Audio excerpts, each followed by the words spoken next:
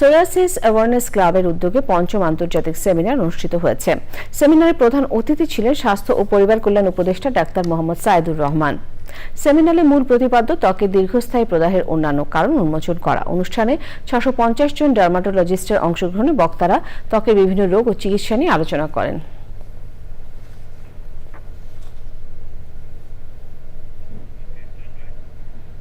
Young যারা dermatologist তাদের রিসার্চের কাজগুলো আমরা দেখাচ্ছি এবং তাছাড়াও আমাদের এখানে মিট দি এক্সপার্ট চ্যানেল একটা প্রোগ্রাম হবে, সেখানে সব বাংলাদেশে যারা এক্সপার্ট আছে তাদের নিয়ে আমরা প্রোগ্রাম করছি।